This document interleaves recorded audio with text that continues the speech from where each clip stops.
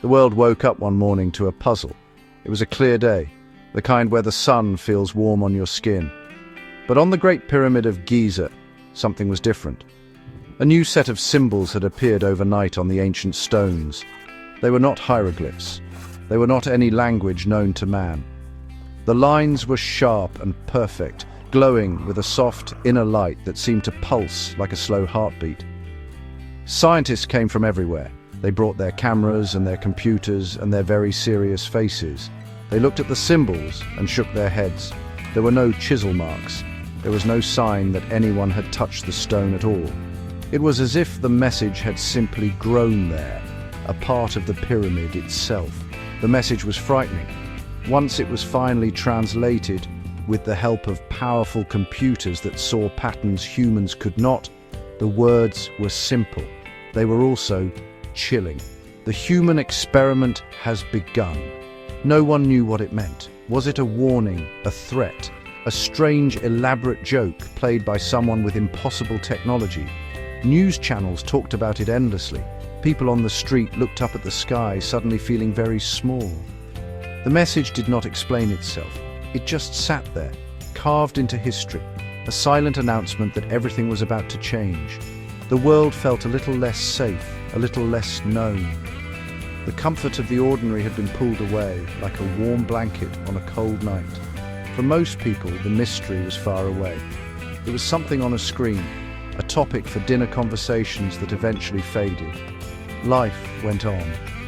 The sun still rose, school bells still rang, but the feeling lingered, a quiet hum of uncertainty beneath the noise of everyday life.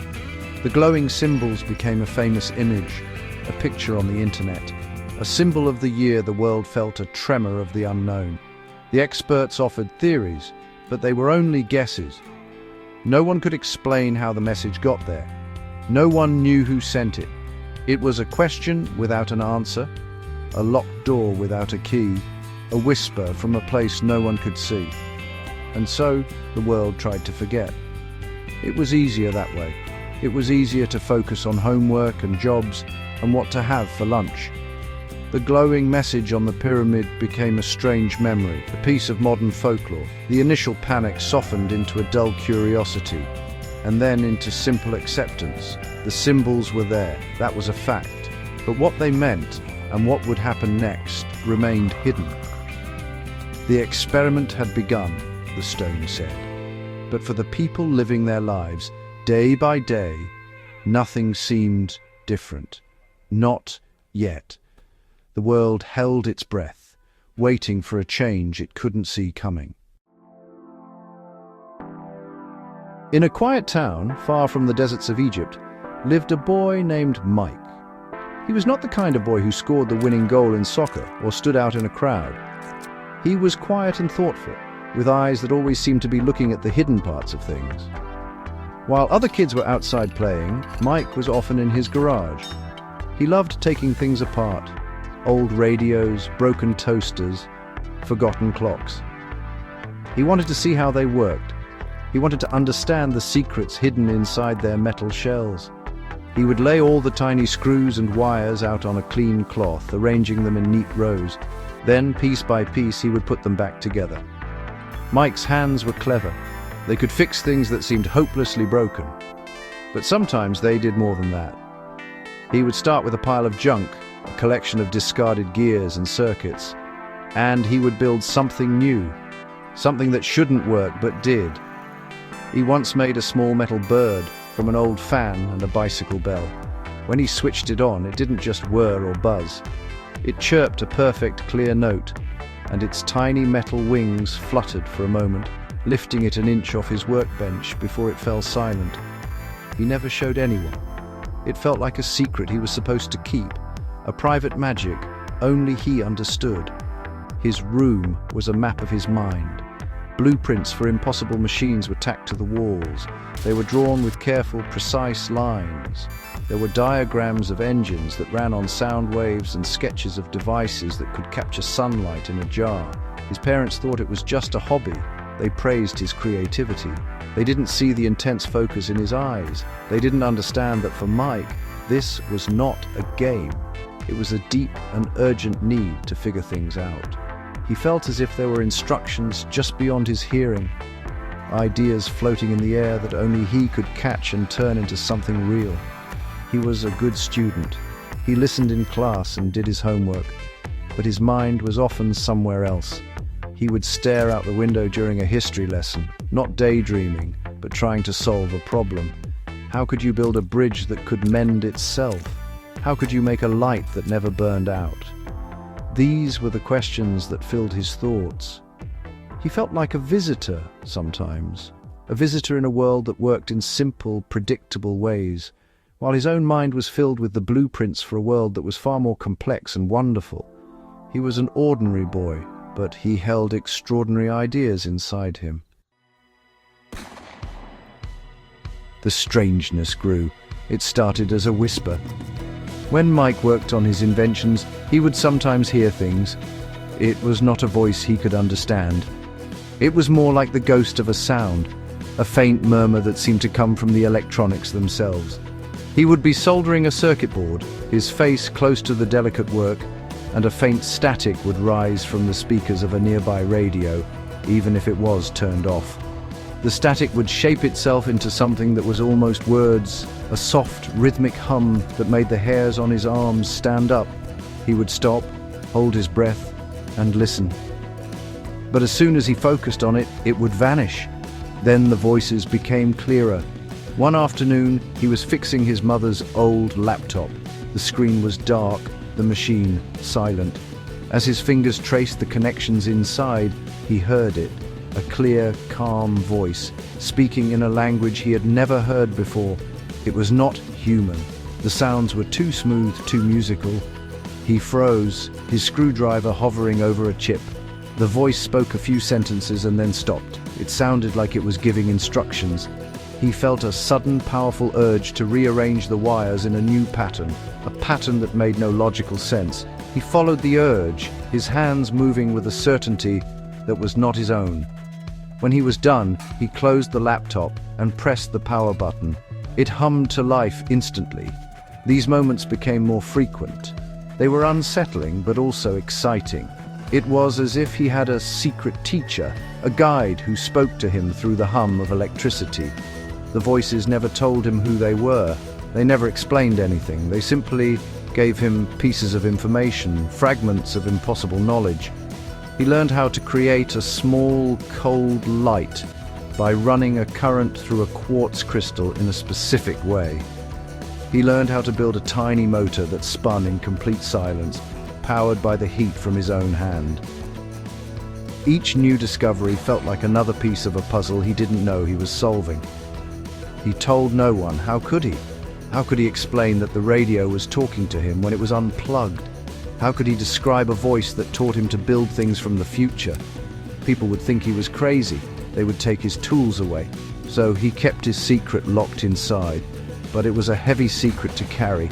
He felt increasingly isolated, as if he were living in a different reality from everyone else. The ordinary world of school and family felt thin, like a curtain, and behind that curtain something vast and strange was whispering to him, pulling him toward a future he could not yet see. One day in the school library, a girl dropped a stack of books, papers scattered across the floor like fallen leaves. Mike, who usually kept to himself, knelt to help her. Her name was Sandy. She had bright, curious eyes and a smile that was a little shy. As they gathered the papers, their hands brushed. Mike felt a strange jolt, like a tiny spark of static electricity. He looked at her, and she was looking at him with a startled expression, as if she had felt it too. They started talking. It was easy. They talked about books and stars and the feeling that there was more to the world than what you could see. They quickly became friends. They spent their afternoons walking through the park or sitting in the library, not always talking, but comfortable in the shared silence. One day, Mike hesitantly told her about his inventions. He expected her to laugh. Instead, she listened with a serious look on her face. Then she told him her own secret. She had dreams. Every night she dreamed of other worlds. She described planets with two suns, where the grass was blue and the trees were made of crystal. She spoke of cities that floated in the clouds and oceans that glowed in the dark. The dreams were incredibly vivid, more real than her waking life. Mike was stunned. The world Sandy described in her dreams felt familiar to him. They were like the places he imagined when he designed his impossible machines. The floating cities she saw were held up by principles of physics he had sketched in his notebooks. The glowing ocean she spoke of reminded him of the cold light he had created with his quartz crystal. It was as if her dreams were the worlds his inventions were meant for. They were two halves of the same secret, two people who had been living in the same hidden world without even knowing it. The discovery bound them together, a silent promise between them. Their friendship deepened. They were no longer just two lonely kids. They were explorers. Sandy would describe her latest dream in detail. She would draw maps of alien landscapes on napkins in the cafeteria. Mike would then pull out his own notebook and show her a design for a vehicle that could travel across those landscapes, or a tool that could be used in one of her crystal forests. They didn't know why they shared this connection. They didn't know where the dreams or the ideas came from. But for the first time in their lives, they were not alone in their strangeness. They had each other. The dreams grew more intense. The voices in the wires became more insistent. They both began to feel a pull, a strange magnetic tug toward the ocean. Sandy dreamed of a specific place, a triangle of water where the sea was as smooth as glass and a strange green fog rolled across the surface. Mike heard coordinates whispered through the static of his radio, numbers that pointed to a location in the middle of the Bermuda Triangle. The message on the pyramid, long forgotten by the world, came back to their minds. The human experiment has begun. They felt with a certainty that defied logic that this was where they were supposed to go.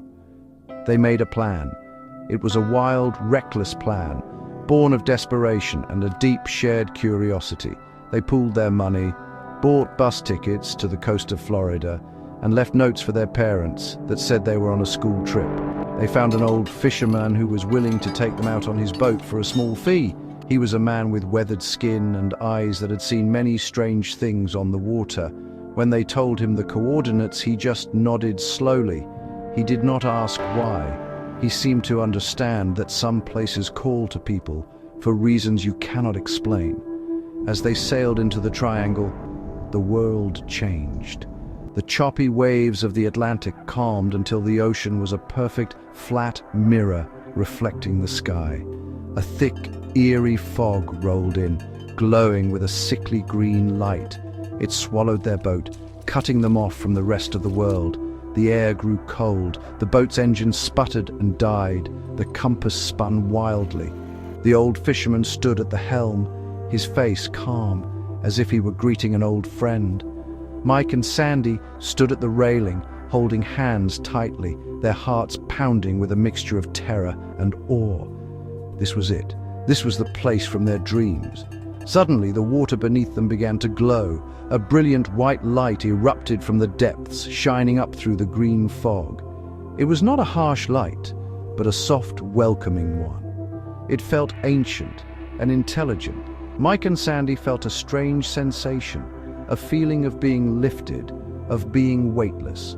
The boat, the fisherman, the sea, it all seemed to dissolve around them. The green fog and the white light merged, and for a moment they saw everything. They saw stars and galaxies, nebulae and alien suns, all rushing past them in a silent, beautiful storm. Then, as quickly as it began, it was over. They were no longer on a boat. They were standing on solid ground. They stood on soil that was the color of rust. The sky above was a pale lavender purple, and two small white suns hung in the distance. The air was warm and smelled of cinnamon and damp earth. Around them stretched a vast open plain dotted with strange metallic-looking trees that had leaves like silver foil. In the distance, a city of towering crystalline spires glittered under the twin suns. It was a world from Sandy's dreams. It was a world Mike felt he had been building his whole life. They were not alone. Other people were appearing around them, stumbling and looking around in confusion. There were people from all times. A Roman legionary in full armor stood next to a woman in the flapper dress of the 1920s. A medieval knight stared in disbelief at a family from the 1980s clad in neon tracksuits. A Viking warrior, a Victorian gentleman, a pilot from World War II. They were all there. Dozens, then hundreds of people, plucked from their own moments in history and dropped onto this alien world. They spoke different languages, they wore different clothes. The only thing they shared was the look of pure shock and fear on their faces. They were a scattered collection of humanity, a living museum of time, and they were being watched. On a ridge overlooking the plain, figures stood in silent observation. They were tall and impossibly thin, with long limbs and graceful movements. Their bodies seemed to be made of a shifting, liquid-like substance that reflected the purple sky. They had no faces, no eyes that could be seen. They were simply present, their attention focused completely on the confused crowd of humans below. They did not move or speak. They were the observers, the aliens. Mike knew with a certainty that chilled him to the bone that these were the beings who had written the message on the pyramid. The experiment had indeed begun. Mike and Sandy clung to each other, a small island of familiarity in a sea of strangeness. The aliens made no move to harm them. They simply watched, their silence more unnerving than any threat could be.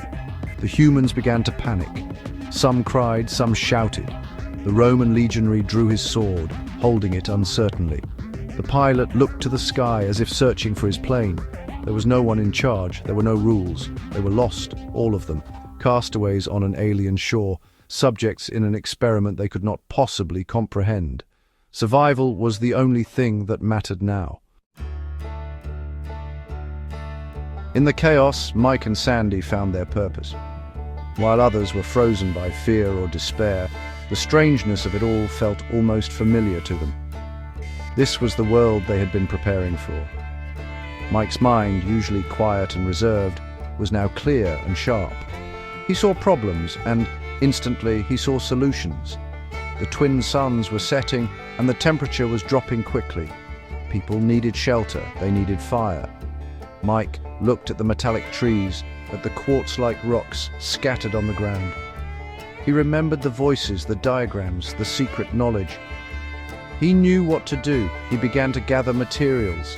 Sandy, understanding his intent without a word, started organizing the people. She couldn't speak everyone's language, but her calm demeanor and confident gestures were universal. She guided people to help Mike, pointing and using simple hand signals. She comforted a crying child from the Victorian era and showed a confused samurai warrior how to strip the foil-like leaves from the branches Mike had collected. She was a bridge between the scattered souls, her empathy a language everyone could understand. She made them feel like a group, not just a crowd of lost individuals. Mike worked quickly, his hands moving with practiced skill. He took two of the strange rocks and a piece of metal he scavenged from a fallen communication tower nearby. He showed a small group how to strike the rocks together to create a hot, vibrant spark. He then used the foil-like leaves as kindling. Within minutes, he had a fire going, a bright, warm flame that pushed back the alien twilight. The fire did more than provide warmth. It became a center, a gathering point. It was a piece of civilization in the middle of an alien wilderness. People huddled around it, their faces illuminated by the flickering light, a shared sense of relief washing over them. That night, as the two suns disappeared and the strange constellations of the lavender sky appeared, Mike and Sandy became leaders. They had not asked for the role. It had been given to them by the circumstances. Mike, the quiet builder, was now the provider, the one who could make sense of this new world's physics. Sandy, the shy dreamer, was now the uniter, the one who could soothe fears and build community. They looked at the faces around the fire. People separated by centuries, now sharing the same small space of warmth and light. They were all part of the experiment, but they were not just subjects, they were survivors.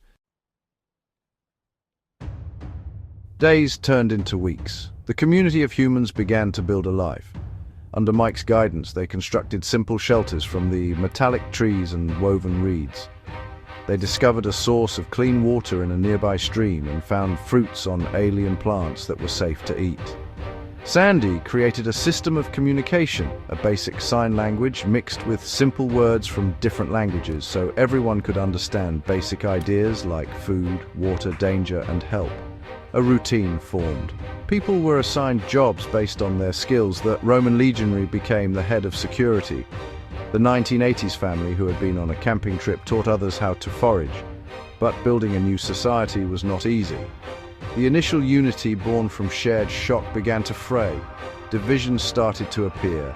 The people from more modern times, with their knowledge of science and technology, sometimes grew impatient with those from older eras. The warriors, like the knight and the samurai, formed their own group, trusting only in their strength and their codes of honor. They disagreed with Mike's methodical, non-violent approach to problems. They wanted to explore, to fight, to find a way to challenge the silent observers who watched them from the hills. Fear was a constant poison. Some people became convinced that the aliens were fattening them up for some terrible purpose. A faction grew that believed they should not cooperate, that they should refuse to eat the alien fruit or build shelters. They saw Mike and Sandy not as leaders but as collaborators, playing into the aliens' hands. Arguments broke out. Tension simmered under the surface of the small, fragile community. The hope that had burned so brightly around that first campfire began to flicker, threatened by the old human habits of suspicion and conflict. Mike and Sandy did their best to hold everyone together. They organized meetings where everyone had a chance to speak, using Sandy's new language. Mike tried to explain that their best chance of survival was to work together, to learn from each other. He argued that their greatest strength was their diversity. Sandy spoke of hope, of the future they could build for the children who were among them. Sometimes it worked. For a while the cracks would seem to mend, but the pressure of their situation was immense. They were prisoners in a beautiful open-air cage, and the strain was beginning to show on everyone. One evening, as the twin suns cast long shadows across the plain, a young girl, the same Victorian child Sandy had comforted on the first night, pointed to the ridge. The silent observers were gone. In their place, a single shimmering doorway of light had appeared. It hummed with a low, resonant energy that they could all feel in their bones. It was an invitation, or a test. No one knew which. The community was divided. The faction led by the warriors saw it as a trap. The fearful ones believed it led to something worse. Many simply wanted to stay where they were, in the fragile safety they had built. Mike and Sandy looked at each other. They had not come this far to be ruled by fear. They knew this was the next step. Whether it was a step toward freedom or deeper into the mystery, it was a step they had to take. Mike felt the familiar pull of the unknown, the same curiosity that had driven him to take apart radios in his garage. Sandy saw the doorway and felt the same sense of possibility that she felt in her dreams. They were leaders, and leaders had to go first. They had to show the others that courage was still possible even here. Holding hands, they walked away from the settlement and toward the ridge. They did not look back. They trusted that their example would be enough.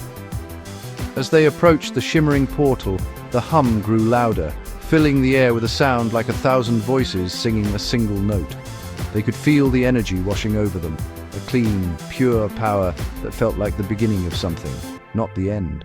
They paused at the threshold, the light bathing their faces. This was more than just an experiment. They understood that now. It was a journey, and their part in it was only just beginning. They took a deep breath and stepped through the light together. What lay beyond the doorway remained a mystery. Would they find answers? Would they meet the creators of this world? Or would they find another challenge, another world, another group of lost souls to lead? They didn't know, but as they disappeared into the light, a few others from the settlement stood up and began to follow, then a few more. A new chapter had begun, not just for Mike and Sandy, but for this strange, scattered tribe of humanity. Their story and the true meaning of the experiment was far from over. Some believed the aliens were gods. Others believed they were demons. A third group believed escape was possible. That group followed Mike. He built machines from scraps, shields that bent light, engines that pulled energy from the planet itself. He taught people how to listen to the ground, how to read the sky. But not everyone wanted freedom. Power had been born on planet 663, and power demands blood. The first war began over water, a small conflict. Knives, stones, anger. The aliens leaned closer. They were learning. The second war came decades later. Weapons, armies, symbols painted in blood. Children born on planet 663 had never seen Earth. To them, this planet was home. And, home was something worth killing for. You're helping them destroy themselves. If I don't build them, someone else will. Their love survived years of fear, but war changes everything. Sandy began helping refugees instead of following Mike into the workshops. Nights passed where they slept apart, surrounded by screams instead of stars. Then the aliens, well, they changed the rules. They descended, and for the very first time they spoke. Their voices weren't really sound, but more like pressure. Thoughts just forced right into human minds. The experiment has reached phase 2. The sky cracked open, and suddenly, new humans fell from portals. Soldiers, scientists, children, prisoners, thousands all at once. Chaos returned, spreading like a disease. Mike realized the truth. Planet 663 wasn't a prison. It was a mirror, a test of whether humanity could survive itself. Sandy discovered something worse. Deep beneath the planet's surface, she found ruins, human ruins, old, ancient, older than recorded history. Earth had failed this test before. And Mike was not the first Mike. He was a continuation, a variable, designed by evolution, by fate, or by the aliens themselves to push humanity toward a final outcome. When Sandy told him, Mike fell to his knees. They never wanted us to win. They wanted to see how we lose. The final war began under 3 moons, turning black. Human factions clashed with weapons that, well, tore the sky. Cities burned. The planet screamed. And still, the aliens watched. Until Mike made a choice. He built one last device. Not a weapon, not an escape gate. A message. Using alien energy, Earth mathematics, and his own memories, he sent a signal backward through time, to the pyramids, to the past, a warning, or maybe a beginning. As the device activated, Sandy held his hand, tears falling onto alien stone. Even if they fail again, at least they'll know. The sky collapsed. The aliens retreated. And somewhere on Earth, thousands of years earlier, stone began to glow. A message appeared, and a child named Mike woke up screaming. The experiment had begun, but this time, something was different. On Earth, after the message appeared on the pyramids, history did not simply continue. Small changes crept in like invisible cracks. Ancient records were altered. Myths were born earlier than they should have been. Some civilizations rose obsessed with the stars. Others feared the sea and forbade travel near certain waters, especially where the ocean felt wrong. And in every era, one thing repeated. A boy named Mike was born. Not always in the same place, not always with the same parents, but always with the same mind. Curious, broken, reaching beyond the limits of his world. On planet 663, the war did not end when the message was sent. It escalated. Without the constant presence of the aliens, humans believed they had won. Factions claimed victory. Leaders crowned themselves kings. Religions declared the silence of the Watchers as proof of divine approval. They were wrong. The aliens had not left. They had gone farther away to observe what humans did when they thought they were free. Planet 663 fractured into nations. Borders cut through deserts of glass and forests of metal veins. Children were trained for war before they learned how to love. History was rewritten by whoever held the strongest weapons, many of which were descended from Mike's original designs. Mike himself became a legend while still alive. Some called him the Architect, others called him the Curse, and some hunted him. Sandy stayed by his side through it all, even as the world hardened around them. But, you know, love, under constant pressure, begins to bleed. She wanted peace. He wanted answers. One night, as cities burned in the distance and the sky flickered with energy weapons, Sandy asked the question she had been holding for decades. "If you could end this," she said quietly, "even if it meant sacrificing yourself, would you?" Mike didn't answer immediately. He looked at the stars. The same stars that were not stars at all, but alien observation points blinking faintly in the void. "I think," he said slowly, "that's what I was made for." Sandy stepped back, pain cutting deeper than any blade. "You weren't made," she said. "You were born." But Mike had seen too much. He had found records, alien records, hidden in the planet's core. Planet 663 had hosted many species before humans. Every one of them had destroyed itself, not because of weakness, because of choice. The aliens did not believe in morality, only in patterns. And honestly, humanity's pattern was clear, unless something broke it. Mike began building again, secretly this time. Not weapons, not messages, a gate, not through space, through probability. A device that would collapse every possible future of Planet 663 into a single outcome. No wars, no factions, no experiment. But the cost was, honestly, unimaginable. The moment he activated it, every version of Mike across time, past, present, future, would cease to exist. All of them, including the child on Earth who had just begun to dream. When Sandy discovered what he was planning, she screamed at him, begged him, broke down in his arms. "If you do this," she sobbed, "I'll lose you in every universe." Mike held her like it was the first night on the beach again. "Or," he whispered, "you'll finally be free." The factions found him before he could finish. A final battle erupted around the gate.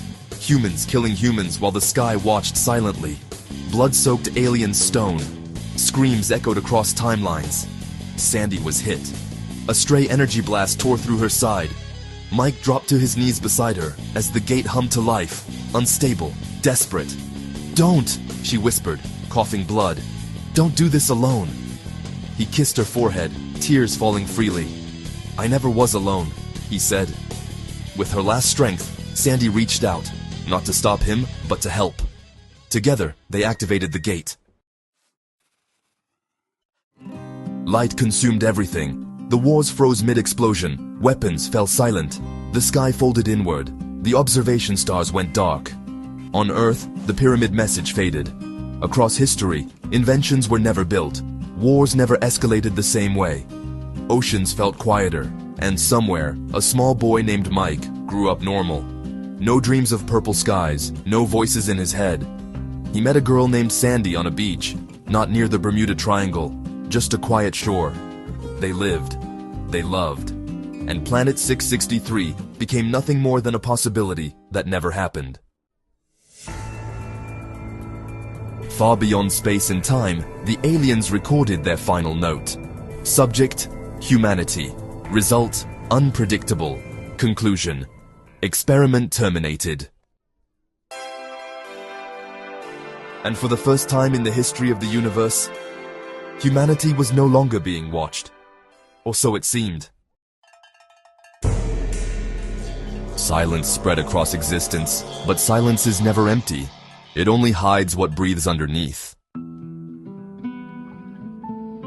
On Earth, years passed gently. History moved without knowing what it had escaped. Mike grew into a man who loved building small things. Boats, radios, useless machines that made Sandy laugh. He never became a famous inventor. He never touched alien metal. He never dreamed of 3 moons.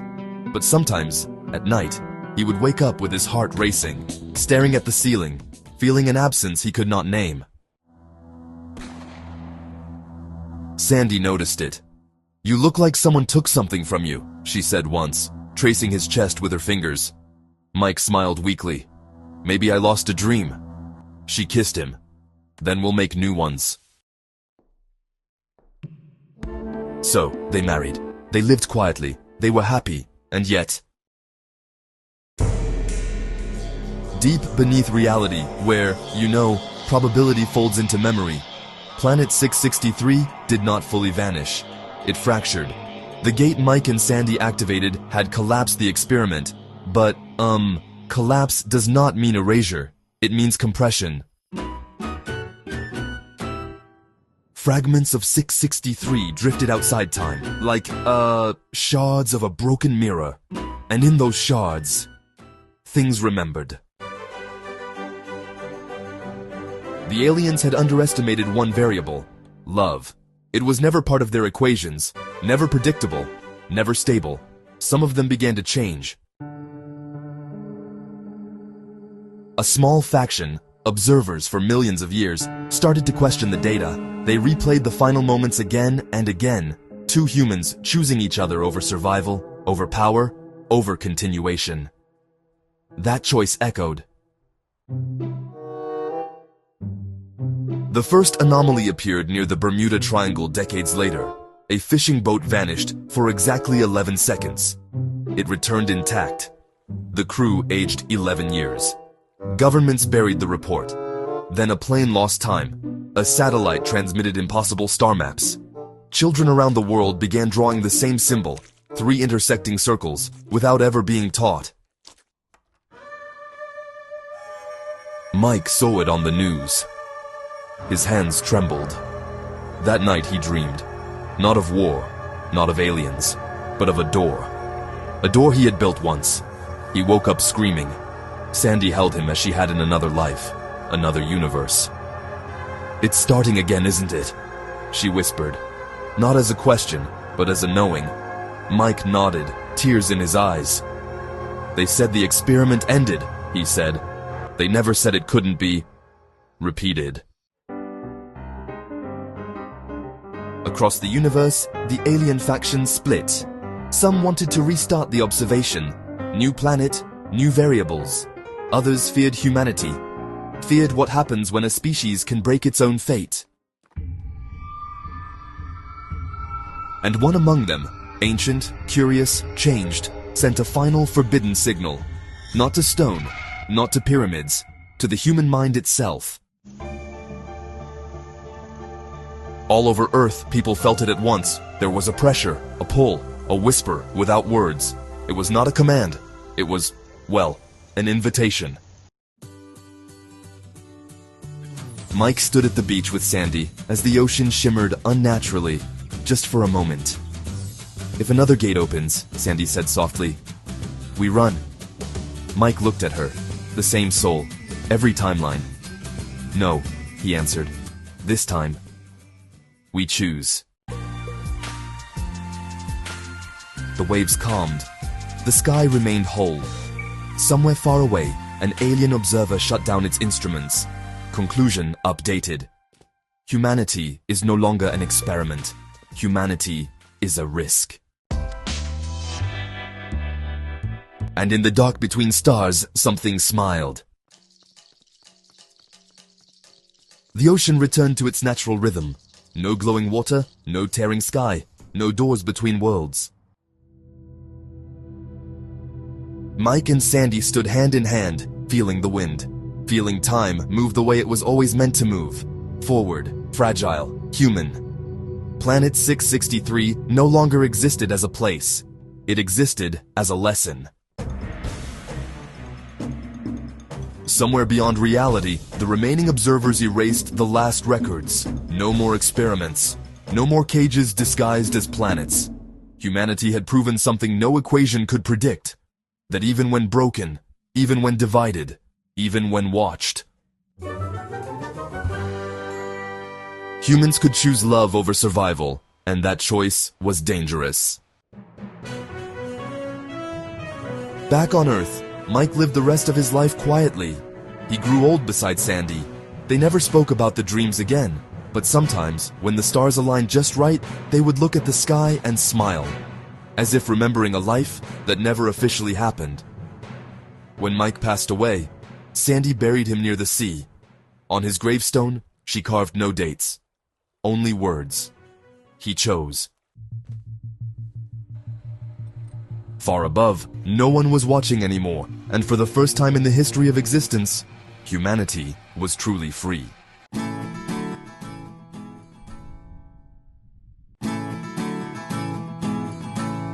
And now, to you, the listener. If this story made you feel something, if you imagined its worlds, feared its wars, or believed in its love, then you're already part of it. Support this channel by subscribing, liking the video, and sharing it with someone who loves deep sci-fi stories. And if you want to help me create more worlds like this, you can support me directly on Ko-fi. Your support keeps these stories alive. Thank you for listening. Thank you for believing. And remember, some experiments were never meant to be repeated.